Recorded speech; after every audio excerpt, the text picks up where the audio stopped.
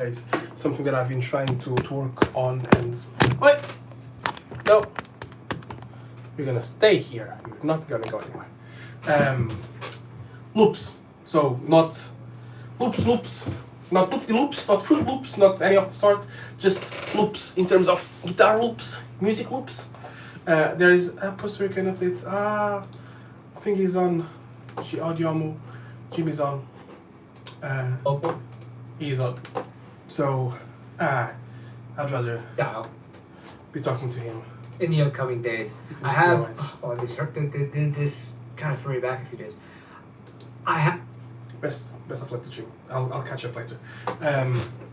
So, the reason why I'm going back on loops is because Mr. Sir Super Danger Studios, very talented YouTube musician person, is more of a musician and does YouTube as film. It's very good. If you haven't seen him, go check. So Super Danger Studios, he has proper stuff, playing wise and video wise. It's definitely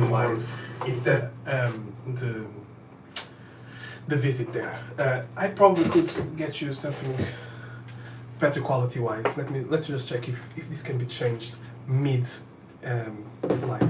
As you can tell, I'm always well prepared for any casuality except actually being good at something. I should have put this on before and then put this on here and then put this on here. So I don't know if this is going to be picking up, but let's hopefully you'll be able to hear a bit better. On here. So I don't know if this is going to be picking up. Just a test to see. Let's hopefully you'll be able to hear. Yes, you hear me much better. Perfect. So, loops. Going back, Super Danger Studios, loops, and he showcased how you could make a loop by adding layers and how a looper really is the sort of end all be all critique that if you use your ears to analyze your playing, you can really get a lot of information from what you can hear back on a looper. So I don't have a dedicated looper. I do have a Line 6 Helix that has a 6. I'm with a man flu, that's why I have this here. It's not for any sort of nefarious reason. Don't be dirty in your minds. This is just to clean my nose and etc. And this voice, as you can hear, it's very pleasant. The nasal voice of someone that is losing the will to live. So,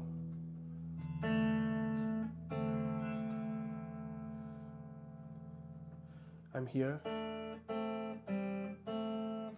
Just check.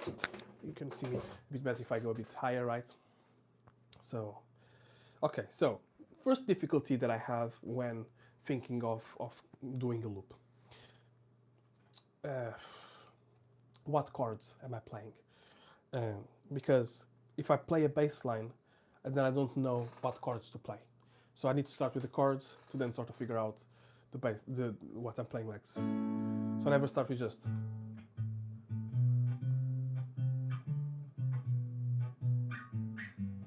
Because I could play this, right? But then it's like, okay, but what do I play under this? So this is what I meant by it requires a bit more of advanced knowledge of chords in the key. Is it diatonic? Is it something else? Is there other things to learn to do? So I'll have to start with like.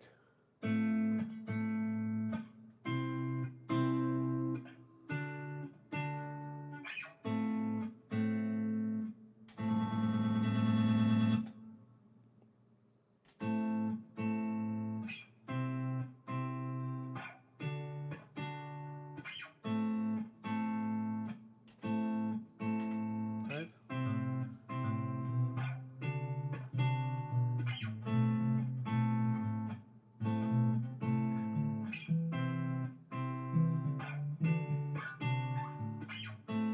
It's a short loop, so.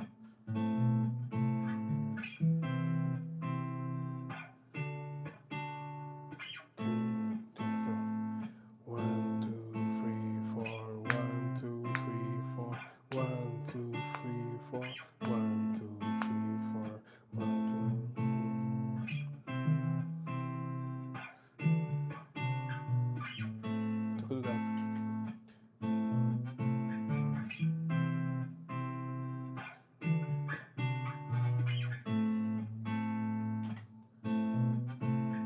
Okay, got 2 loops going.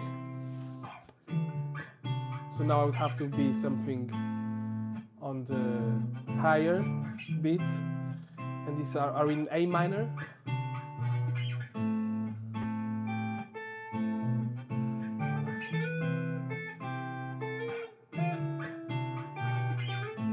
Okay, we'll do something there.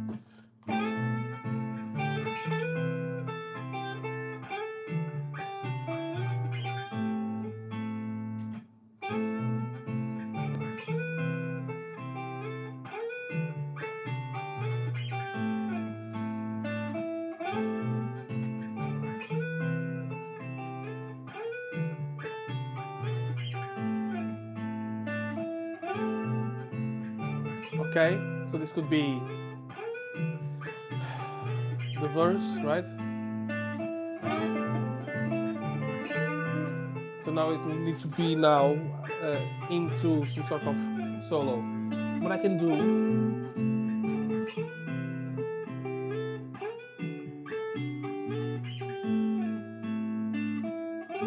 I can lower the playback, right?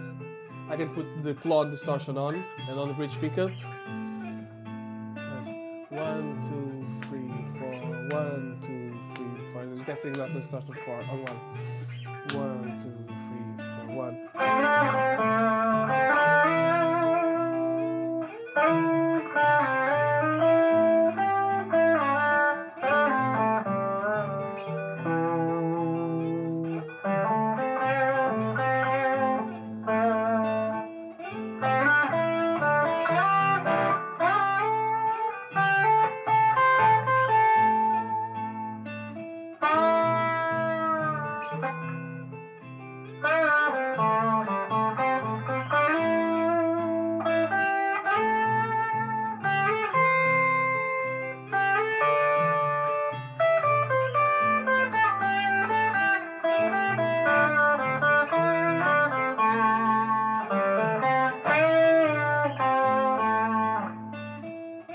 So this is more of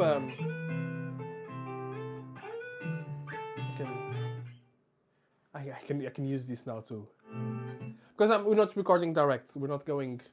We could go direct. Let me know again.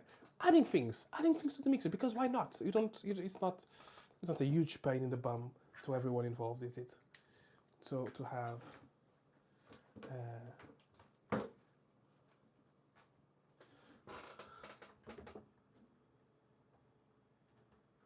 To have.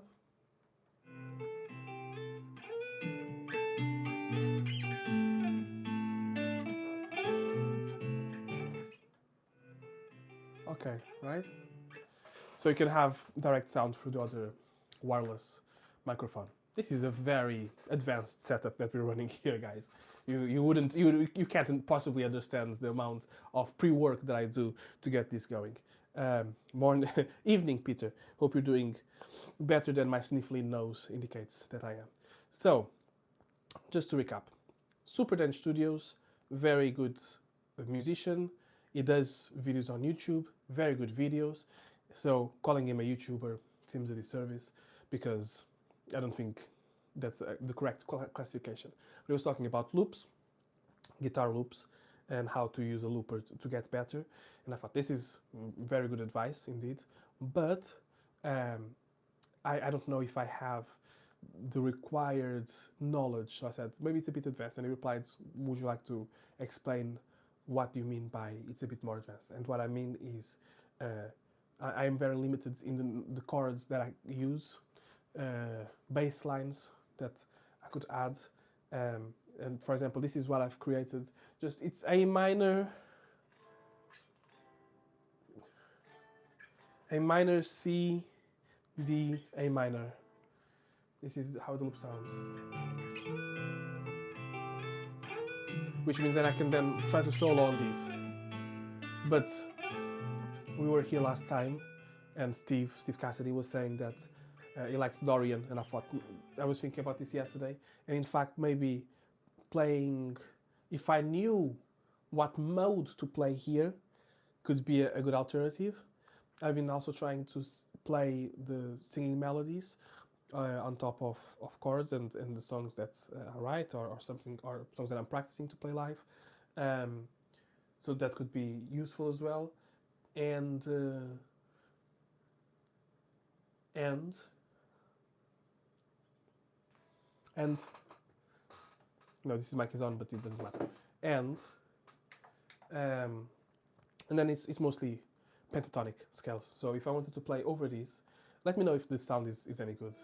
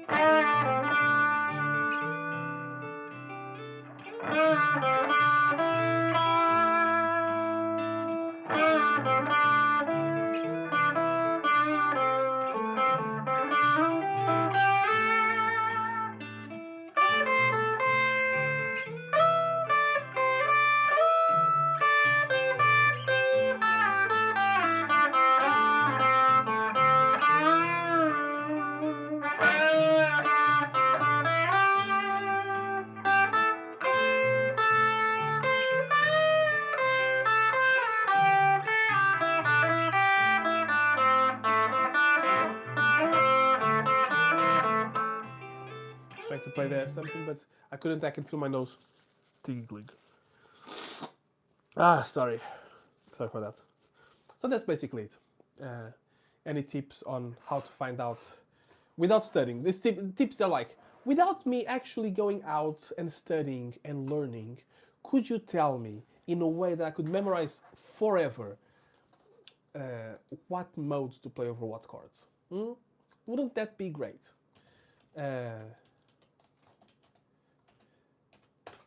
So if I write A Dorian, so it's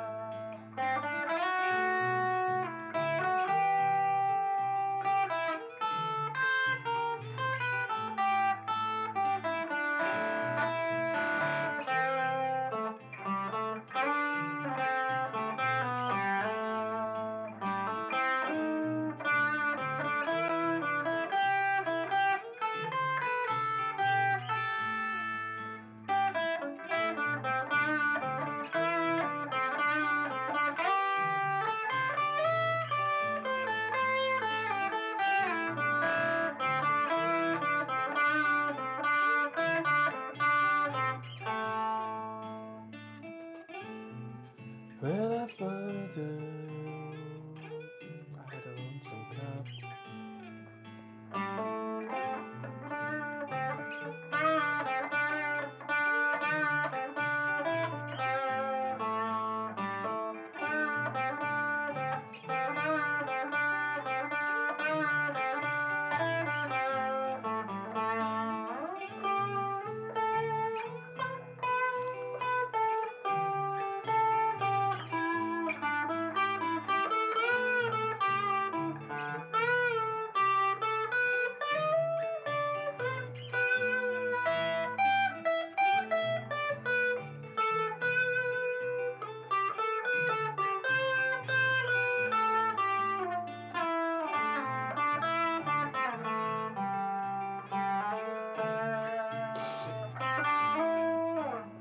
So I'm just having a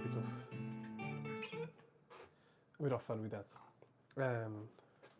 So there's that. That was just the reason why I'm recording this live. Thank you so much, everyone that watches. If you have any sort of requests or I struggle with music theory. Peter, just before I was going, he mentions here that I struggle with music theory. I only really know 2 minor pentatonic scales and 1 major pentatonic scale after all these years of playing. Yeah, it's one of those things that for me, it requires sitting down and studying. Um, I can't like just some people watch it once or watch a video and completely understand the concept and can replicate it very easily. Uh, I need to go around and practice it and do. And some others have very good ear training. So from playing music, probably maybe that's your case. You already have played music for all these years and you've picked up on licks and sounds and stuff. Because I do notice as time goes on and I play more music that does happen, that there is an increase in vocabulary from learning new songs. Um, so in that sense, it's not really required. It's just I find music theory helps me when communicating with other musicians, but also when trying to create stuff and I don't have the imagination to get it. At least gives me steps on to stumble upon and get me somewhere. Um, I don't know if that's the right way to use it, but that's how I have used it. Um,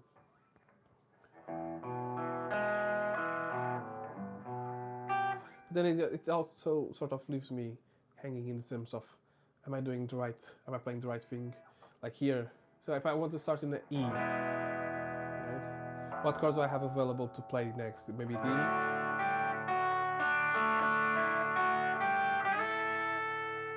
a G.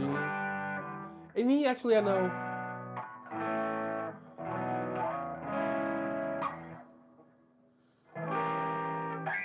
But this is all diatonic, so it's major scale. There is then the melodic minors and the harmonic minors, which I've heard of, but I don't know what they mean. Uh, and some you hear chord progressions that are not obvious, and you think, oh, that's interesting. Like I was listening to Black Eddie, which is a band, what's it called, grunge fueled prog something with punk passion. They're a really interesting band here in Blackpool, and this is something that I'm trying to work on my social media, not here on YouTube, more on other places, to promote sort of original music. It goes hand in hand with what we do with the open mics, attracting people to come perform at the open mics and then give them pictures and videos of them performing to promote their own stuff. So I went to attend this gig, free, completely free. Anyone could go. Barely anyone went, which is a shame. But you can still find very good bands. And again, sometimes I think every time that I go and I listen to someone else play, I realize that that's probably the best way for me to learn something music-wise, because it does broaden your horizons. You hear new things, you see how people play things, arrangements, and I think it's very inspirational, more than other stuff that I do music-wise, like looking at gear and buying stuff. More than that, actually just listening, going and watching and seeing, there is a level of satisfaction that comes from seeing other musicians, or just not even other, as like I'm a musician, I seeing other musicians, just seeing people be creative and showcase their creativity. I find that to be very fulfilling, which like as a shock to no one. That wasn't always my experience before, because I just didn't have uh, access to music in that way.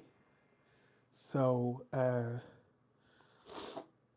sorry that like there I was trying to do something with it and I don't know if it's better or worse now. It didn't always have access to music in that way, so I find it very cool. I think that's the correct word, the nice and short word, that here in Blackpool there is music every day. Like at the moment, I know places that have music on and they're going to have music on still today on a Sunday. Yesterday was music on everywhere. Friday there was music on everywhere. Thursday sometimes there's music on. Wednesdays often there's music on. Tuesday sometimes there's music on. And Mondays almost always there's music on. And this is a privilege. And I think people don't realize how much of a privilege this is, and it saddens me a little bit. because it's not like that everywhere in the world, for sure. It's not like that everywhere in the UK, I think. I think Blackpool really is an entertainment town, and people should be coming from elsewhere. Not only locals to Blackpool and the Fylde Coast, but Preston, Blackburn, Chorley, Manchester, Liverpool, Leeds, Burnley, Bradford, Lancaster, to Blackpool more to come and experience these pockets of talent and music, because then musicians will come here because there are venues here, there are pubs here, there are places here that have their open doors and already have a sort of infrastructure to receive musicians and tourists and stuff. And you can, it's not just that, it's not like don't need to come specifically to this pub in the middle of nowhere to have an evening. You can come for the afternoon, you can come after work and then go watch them and then go back on your way. It's not that busy unless there's something really, really big happening.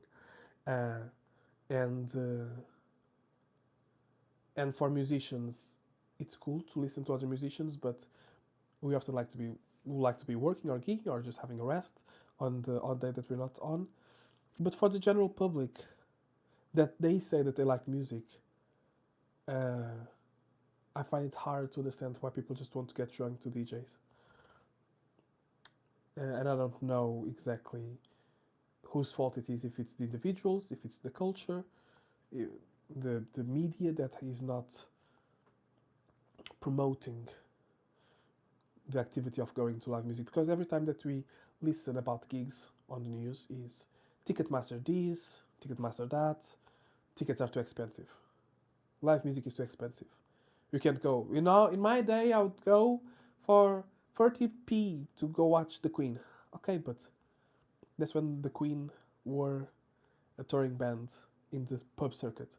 There are still bands like that that will play covers and they will play original material. There are still conservative clubs and working men's clubs everywhere that have music on, and it's maybe a fiver, maybe a tenner in some proper venues, maybe £15, £20 like at Waterloo or Bootleg or somewhere else, but in most cases it's free, and then in some places it's a small amount of money that probably covers the cost of the drinks. And the drinks are nothing like you'd see in Manchester or in London or elsewhere in a proper big environment. You can just go and have a pint for £4, £5 at the most. Yesterday I had a whiskey and coke for £6, and I had a cider of cider for £4. So it's not expensive. It is expensive if you do it every day, right? It wasn't yesterday. It was a couple of days ago. It's expensive if you do it every day, and you're not earning a lot. But I see people and go out and you have shots and you have cocktails and you have all these things. So it's not so much. I don't think that's the reason why anyone doesn't go out. I think there's just this lack of appreciation for music, and music and social media is very much interconnected these days. So people go see influencers more than good musicians, and sometimes good musicians are not influencers or social media personalities, which fair enough. I completely understand that. It's very annoying. I've been trying to post more stuff on Instagram and TikTok and so on and so forth, and it's annoying. It's it's annoying because I would like to put out something that is good, and I end up putting out something that is just it's something. It's something to people know who I am. I guess that's what I'm doing, because I had a sort of negative experience recently. So so that's why I'm doing that. But I see a lot of good musicians and artists that are really talented, that have owned their craft for many, many years, but then they don't have a way for people to go see that. Do they need to these days? I think so. I think so. Would I be able to? It's up to each individual person and group to find their own sort of surrounding group. It feels like the music industry has been replaced by nothing. Like the photographers and the article writers and or the bloggers and the promoters and the agents and all those stuff, all those people that were eating away at the profits of the musicians, which left a lot of musicians without anything to account for.